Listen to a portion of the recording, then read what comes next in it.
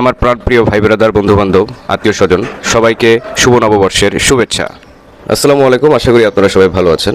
আমি আজকে যে ভিডিওটা বানাচ্ছি, এই ভিডিওটাতে আমি আলহামদুলিল্লাহ একটা মাউথ স্পিকার যেটাকে বলে সেটা ইউজ করছি, এবং সেটা হচ্ছে আমার বন্ধু আফজাল সরকার জুয়েল।